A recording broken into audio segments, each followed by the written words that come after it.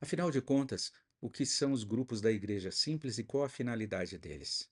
Eles são os grupos pequenos da Igreja Presbiteriana de São José do Rio Preto, e eles existem com determinadas finalidades. A gente costuma dizer que há uma missão, existem também atribuições para estes grupos. A carta aos Hebreus, no capítulo 10, verso 25, diz que não devemos deixar de nos congregar, né, de nos encontrar periodicamente, com a finalidade de motivar uns aos outros à prática das boas obras, quanto mais a gente percebe que o dia do Senhor se aproxima. É uma passagem cheia de implicação prática, implicação de mutualidade, uma passagem inclusive com essa perspectiva escatológica, né? A gente está se preparando para a vinda do Senhor enquanto encontra uns aos outros e motiva uns aos outros a praticar a vontade de Deus. A gente pode dizer, então, que o grupo existe para cumprir algumas atribuições. A primeira delas é ajudar as pessoas a conhecer Jesus Cristo, a conhecer, amar e servir ao Senhor Jesus. Esta é a primeira finalidade dos grupos. Além disso, a gente entende que os grupos são uma boa oportunidade, abrem um bom espaço para a gente consolidar o conhecimento das ordenanças divinas, daquilo que a Bíblia nos ensina, nos orienta, nos ordena a fazer. Os grupos cumprem muito bem essa finalidade. Eles também existem para reunir-se semanalmente, para transformar isso em uma agenda, vamos dizer assim, em uma prática. A gente se reúne para, num primeiro momento, refletir a palavra de Deus, meditar nela, a gente reflete nela, medita nela, e em seguida a gente também se reúne para agir. Reuniões voltadas para reflexão e para ação cristã. É nesse sentido que um GIS é diferente de um curso teológico, por exemplo, porque no GIS existe essa mobilização para uma prática baseada na verdade bíblica estudada. A gente quer estudar a verdade bíblica, mas a gente também quer praticar essa verdade bíblica. Vamos imaginar que estejamos estudando um trecho do Evangelho de Mateus, por exemplo, Mateus capítulo 6, ali do verso 16 até o verso 18, e ali estamos estudando sobre o jejum. Então a gente vai oferecer certamente o conceito de jejum, vamos ver o que Cristo quer dizer com as palavras naquele trecho do Evangelho de Mateus, e no final das contas a gente vai dizer: olha, agora compreendemos o jejum? Ok, vamos então tirar um dia na próxima semana para jejuar? É isso. E quando chega o próximo encontro, a gente tem essa oportunidade de verificar o aprendizado, a prática do aprendizado, né? E aí, como foi a sua experiência? Você fez? Você conseguiu fazer? Quais foram as suas dificuldades? E a partir daí a gente pode trocar ideias e crescer mutuamente, motivando uns aos outros a essa prática das boas obras. Digamos que a gente esteja estudando sobre o amor. O amor entre irmãos, o amor fraterno. Olhando ali para Romanos capítulo 12, por exemplo, a partir do verso 9 em diante, até o verso 21, a gente pode dizer: ó, vamos fazer esse estudo sobre o amor fraterno. E a gente vai fazer esse estudo, sabe aonde? Sabe onde? No lar de um idoso, por exemplo, ou no lar de uma pessoa que está doente ou que está enlutada.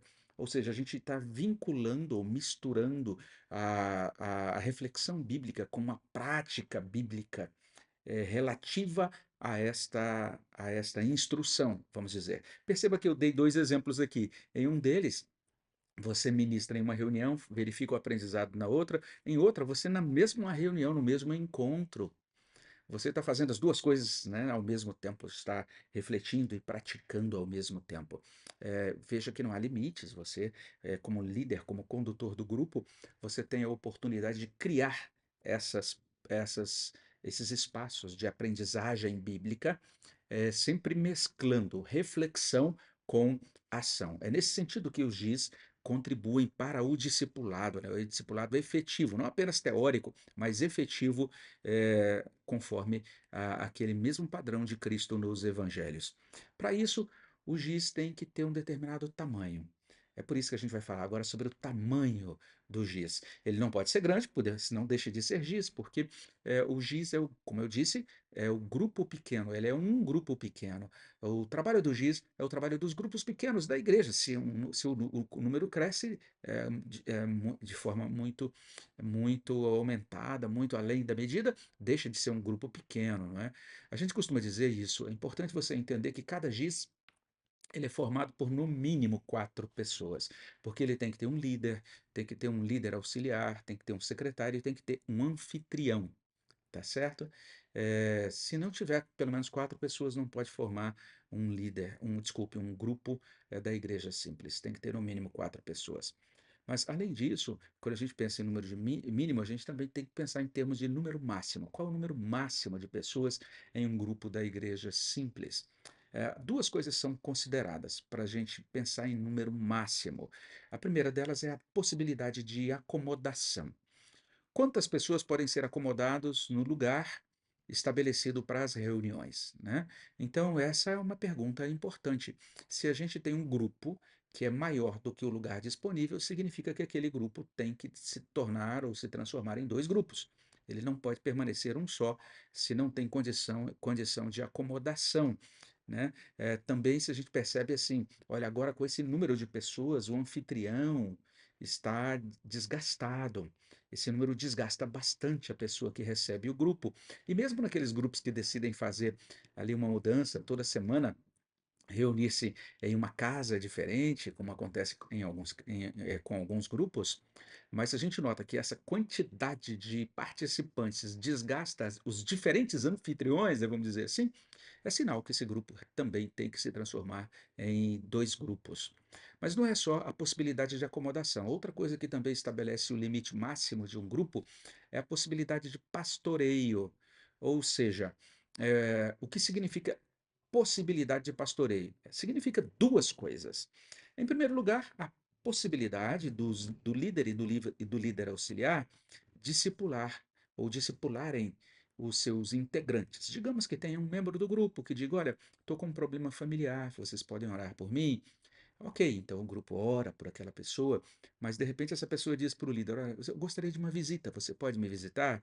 E aí o líder vai lá fazer uma visita, os líderes, o líder e o líder auxiliar vão visitar aquela pessoa.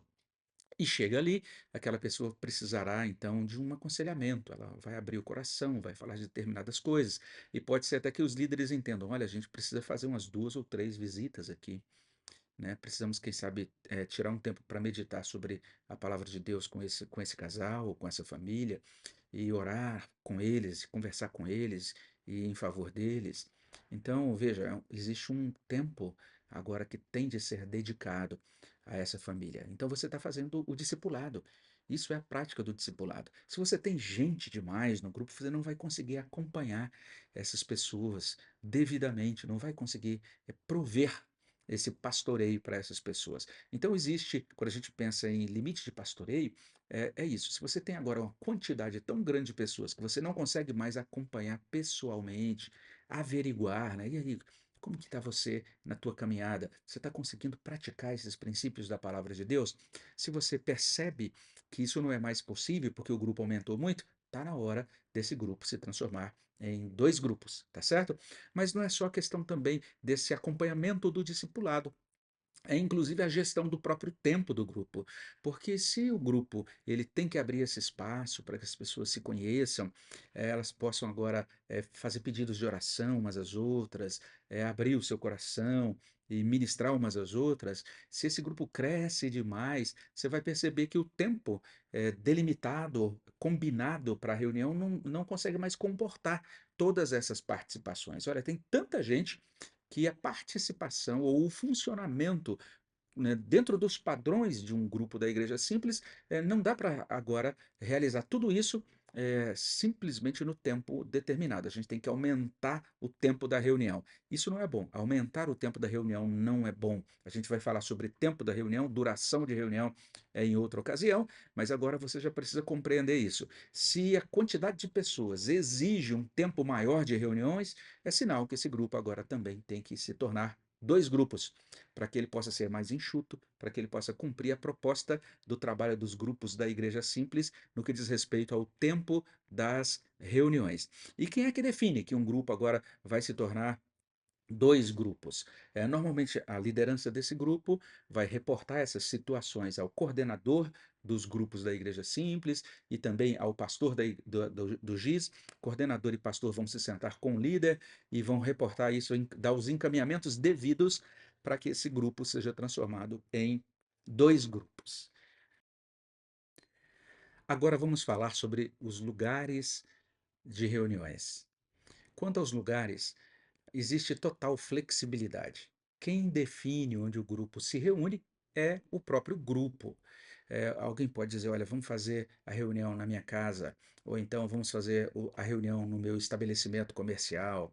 A gente até brincou, né, no nosso treinamento presencial. Olha, o grupo pode de repente planejar uma viagem juntos e fazer a viagem ali na beira da praia, ou pode planejar uma atividade evangelística e a atividade vai acontecer naquele lugar da cidade, em determinada praça, em determinada localidade escolhida pelo grupo. O grupo é quem define isso. O importante é que, definido o local, o secretário do grupo informe isso no aplicativo, para que todos saibam onde o grupo irá reunir-se. Depois de definir ou de falar sobre local, é importante também falar sobre os dias e também sobre os horários. É o mesmo critério. O grupo define os dias e horários, desde que isso não atrapalhe a agenda dominical da igreja, os cultos, as atividades dominicais principais da nossa igreja. O grupo tem então flexibilidade. A maioria dos grupos funciona nas terças-feiras, aqui na nossa igreja presbiteriana de São José do Rio Preto, às terças-feiras às 20 horas, mas nem todos. E o grupo então terá a liberdade de definir o melhor horário, né, o melhor dia para reunir-se. Quem participa, né? Vimos então o que são os grupos, a missão dos grupos, né? As atribuições, o tamanho dos grupos, o lugar onde eles podem reunir-se, os dias e horários. Mas agora, quem pode participar dos grupos? Certamente os membros da igreja, os frequentadores da igreja, os nossos visitantes podem participar, os nossos familiares podem participar, os nossos vizinhos podem participar, né? E o critério é um critério de afinidade, né? Olha, você deve participar de qual grupo? Visite os grupos, verifique aquele com o qual você se identifica e permaneça lá. O critério é de afinidade, não é um critério geográfico, não tem aquela orientação. Olha, se você mora na Zona Sul, tem que participar do grupo da Zona Sul. Não, não é assim. Você vai buscar o grupo e vai participar, vai integrar-se no grupo onde você se sentir melhor, onde você se identificar com as pessoas e o modo de condução, enfim, é algo realmente bem pessoal isso. Nesses termos também, na nossa igreja não é obrigatório que você participe de um grupo, não é como nas igrejas em células, em que para ser membro da igreja você tem que participar de uma célula. Não, não é assim. Você vai participar conforme o seu desejo de participar. É assim que a gente funciona aqui na Igreja Presbiteriana de São José do Rio Preto com relação ao trabalho dos grupos pequenos, tá certo? Os nossos grupos da Igreja Simples. E o que a gente sempre recomenda é que os grupos precisam apenas atentar, né, caso alguém ali esteja participando, e essa pessoa participante seja membro de uma outra igreja presbiteriana do nosso mesmo presbitério, é importante que esse membro reporte isso ao seu pastor, ao seu conselho, né? A gente entende que é importante que o ideal seria que realmente que ele estivesse participando plenamente da vida da sua igreja local, mas às vezes por diferentes contingências, idade, localização, enfermidade, uma série de coisas, enfim, essa pessoa de repente está aqui participando de um grupo nosso. Não tem problema, nós queremos acolher com todo carinho, com todo amor, todas as pessoas que quiserem participar dos nossos grupos, mas se essa pessoa for membro de uma igreja do presbitério, é importante que o pastor dela e que o conselho dela tenham conhecimento e autorizem isso para evitar qualquer tipo de problema, tá certo? Vamos falar sobre liderança. Quem lidera? Quem lidera os grupos da igreja simples? Nós dizemos que os grupos devem ser liderados por cristãos, em primeiro lugar, ensináveis, que estejam dispostos a aprender, que também tenham essa abertura para serem corrigidos, encaminhados de acordo com a liderança, a coordenação dos grupos, o pastor dos grupos, o conselho da igreja. Então, líderes ensináveis, líderes capacitados pelo Espírito Santo, né, movidos também por amor a Deus e por amor ao próximo. A gente vai entender que para liderar os grupos, ou quem pode liderar os grupos, eh, a gente abre um espaço bastante amplo, dizendo o seguinte: certamente os pastores podem liderar, os candidatos ao sagrado ministério podem liderar, né, os seminaristas e licenciados da igreja, os oficiais da igreja podem liderar, os presbíteros, inclusive, inclusive presbíteros em disponibilidade, também diáconos da nossa igreja também podem participar da liderança de grupos da igreja simples. Também temos que afirmar, abrir aqui um parêntese, porque não consta isso na nossa apostila, mas mulheres também podem liderar os nossos grupos da igreja simples, tá certo? Membros da igreja, de modo geral, podem liderar. Desde que eles já tenham mais de um ano, né, estejam conosco como membros efetivados há mais de um ano, já estejam também há mais de, pelo menos há 6 meses, como integrantes, participantes dos grupos existentes. É importante também que eles conheçam a doutrina da Igreja Presbiteriana do Brasil, que eles sejam maduros, que eles sejam de bom testemunho, que eles tenham sido treinados com o conteúdo deste curso e também que eles sejam conhecidos e aprovados pelo coordenador geral dos grupos, também pelo pastor dos grupos e pelo conselho da igreja. Então, são esses os critérios para que uma pessoa possa assumir a liderança de um grupo da igreja simples. E depois de falar sobre quem lidera, a gente deve falar sobre quais são os tipos dos grupos da igreja simples. Nós temos 5 tipos de grupos da igreja simples. O GIS chamado pioneiro, grupo da Igreja Simples Pioneiro. Além dele, o GIS recém-nascido. Além do GIS recém-nascido, o GIS em consolidação. Depois dele, o GIS consolidado. E por fim, o GIS multiplicador. Vamos entender cada um deles. O GIS, que a gente chama de pioneiro, ele é estabelecido com esta finalidade de plantar uma nova igreja, de iniciar um novo trabalho da Igreja Presbiteriana de São José do Rio Preto. O objetivo do GIS pioneiro é estabelecer um ponto de pregação. Esse é o objetivo. Por isso mesmo ele é cheio de demandas, né, relativas à evangelização, discipulado, diaconia. Tem toda uma demanda própria para esse grupo, tá certo? Ele é muito importante, ele cumpre um papel importante na vida da nossa igreja, porque a nossa igreja tem essa visão de iniciar novos trabalhos na região metropolitana de São José do Rio Preto. É para isso que existe o GIS pioneiro. Além do giz pioneiro, temos o giz recém-nascido. É esse giz, esse grupo pequeno que tem até 3 meses de existência, e nesse primeiro trimestre de existência, ele é acompanhado de perto pelo coordenador dos grupos e também pelo pastor dos grupos. O terceiro tipo de grupo, o giz em consolidação, é aquele giz que já tem um tempo maior de organização, mas onde há muita flutuação ainda dos participantes, né? No grupo em consolidação, você tem numa semana, de repente você vai ter 10 pessoas participando da reunião, mas na outra semana você só tem 4. E chega na outra semana, você vai ter 18 pessoas. E na semana seguinte você vai ter 7 pessoas, enfim. Veja só, ele flutua bastante, há uma grande flutuação quanto ao número de integrantes. Então, o desafio desse grupo é construir unidade, né? Construir um senso de pertencimento. É por isso mesmo que o líder desse grupo de igreja simples em consolidação ele tem toda uma demanda para explicar para as pessoas qual é a missão realmente desse ajuntamento, para destacar a realidade da igreja como família de Deus, como povo de Deus, o significado da importância da oração, do trabalho conjunto, enfim, construir essa unidade, esse senso de pertencimento. E quando tudo dá certo, esse grupo agora é fortalecido, a flutuação diminui, não é? O grupo ganha uma estabilidade quanto ao número de integrantes e ele está agora, agora fazendo a transição, né, para um grupo consolidado. E quanto mais ele se consolida, quanto mais ele é fortalecido, ele vai agora nesse ponto, ganhar agora nuances e preparação para tornar-se um grupo multiplicador. O grupo consolidado, ele tem como característica, esse fato, né, no sentido de que agora as pessoas, já consolidadas têm agora um vínculo, uma ligação efetiva umas com as outras.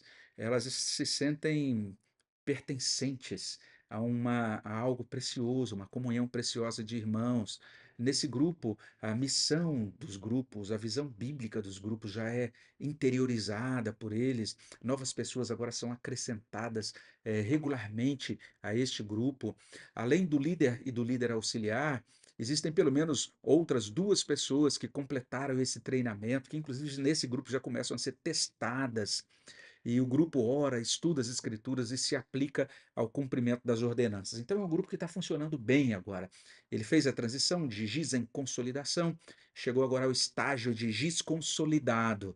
Então essa é a diferença entre giz em consolidação e consolidado. No consolidado, nós temos uma maturidade de funcionamento, uma plenitude de funcionamento, e esse grupo então está caminhando muito bem. E daí temos o passo seguinte, que é o passo de giz multiplicador. Como eu disse, esse grupo pode crescer e chegar nesse ponto, conforme a gente viu lá atrás, e entender agora precisamos nos tornar um novo grupo.